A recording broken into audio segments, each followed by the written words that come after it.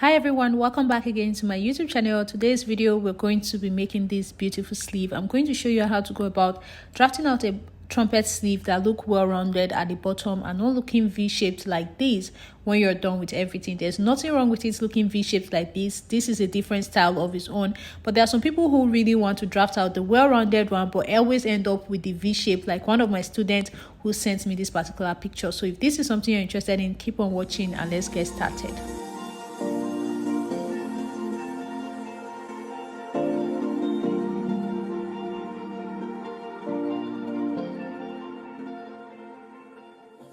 So guys, I have my pattern paper here. It is folded into two and I've gone ahead to draw out a starting line at the top. Now the next line I'm going to draw out is for me to be able to get my armhole curve. Now for this particular line, this next line I'm going to be drawing, it's going to determine the height of my cap. And one thing I've come to realize lately is this actually varies. So from the first line that I drew, I came down by 4 inches. Now you can actually come down by more inches or less depending on how free or how fitted the outfit you are making is. There is no standard measurement for your cap height. So I might make a new video explaining cap height entirely to you guys so that you understand that better. But from the first line that I had here, I came down by 4 inches to get this second line. And from the first line again, I'm going to come down to about 24 inches to get the length for this sleeve. So we have like the starting line. Let's call the second one the cap height line. And then we have this last one that is going to serve as the sleeve length. So like I said earlier, the distance from the first line and this second one that I have here is 4 inches, and like I said, depending on the outfit you're making, the cap height actually differs, and I'll be making a video on that very soon to explain it to you guys. So now with that being said, the first thing we're going to do is to divide your round armhole measurement into 2. And for me, round armhole is 17 divided by 2 is 8.5, and I'm going ahead to mark it on the second line here, and you can see how I draw a slant line from that point all the way through to where it ended here. So from here to this point here, I have 8.5. Okay, you see how I placed it. So now I'm marking the middle of this line that I got here. After marking the middle, you are going to come from this middle again to this other side and get the midpoint again. So you're getting the midpoint of this side, and from this middle to this other side, you get the midpoint again. So basically what this means is that this line that you drew, you divided it into 4.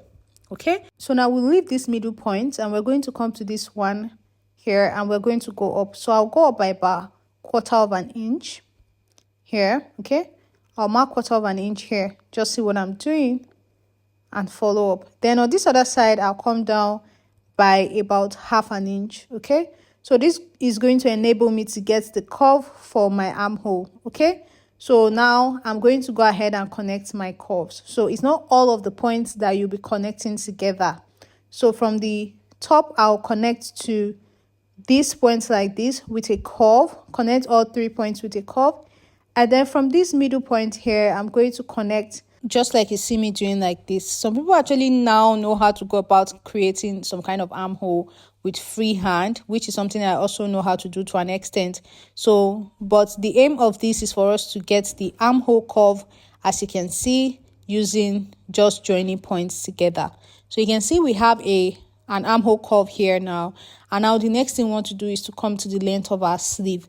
Now, because this is going to be an open sleeve, you're going to determine how wide you want it to be. The more inches you take here, the wider it will be. Okay, so let's assume I want it to be 22 inches by the time I'm done. Half of that is 11. So I marked this as 11 inches because this pattern paper is in a fold. So from this point on the armhole, I'm going to take a straight line that is slanted towards that 11 inches. And you can see we already have a sleeve that is open. Now, this is where my student will usually have a problem, because by the time she's done drafting out her sleeve like this, she just goes ahead to cut it out without making a curve. So when she's done sewing, she usually notices that it looks like a V like this instead of looking well rounded. So how to fix that is you come up by about 2 inches, 2.5 on this side here. Okay, and then you're going to curve it into the rest of your sleeve. that's going to fix that V-shape thing that you will normally have when you just go ahead and draft out your sleeve, cut out your sleeve like this. So now that I've gone in and I've curved it into the rest of the body of the sleeve, I can now cut it out. So this way, I have removed that V shape that you would have had at the sleeve area like you see in the picture, and we're going to have it looking well rounded. So I'm going to go ahead now and cut this out and then go ahead and cut it on my actual fabric. I've placed my pattern on my sleeve. This fabric is folded into two as well, as you can see. So now I want to make sure that the curve that I have here is just enough for what I need. So you remember I told you that half of the armhole curve was 8.5. So as I'm measuring now, it was exactly 8.5, which is perfect. So what I need to do now is to just cut all the way through and make sure to add my stitching allowances all the way around. So at the top, I added 1/2 inch. On the side, I'm adding 1 inch. Okay, I made the allowance on the side a bit wider, as you can see. And then at the bottom as well, I'm just going to add about 1/2 inch of stitching allowance, and then I'll cut out lining pieces for this. Now I've already cut out my lining and it's exactly the same length as what I have on the actual fabric. And one thing I like to do is to just reduce the lining a little bit, as you can see, just by about 1/4 inch. You can see how little it is, so I'm just reducing it, as you can see.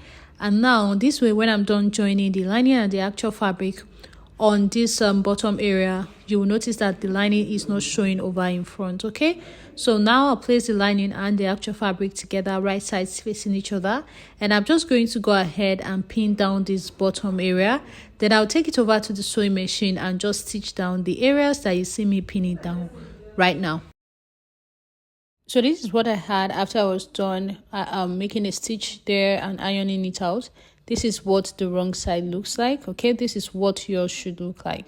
So what I want to do now is I want to use a method that allows both the front and the back to be very neat to finish this up.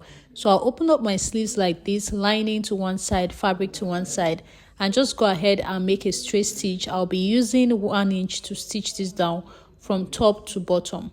After I was done stitching this down, you can see what I have. This is the stitching allowance here. And when you turn this over to the wrong side, you can see. So when you turn it over, you have your lining on one side and then you have the actual fabric on one side. Can you see the back? Can you see the lining area? It looks neat.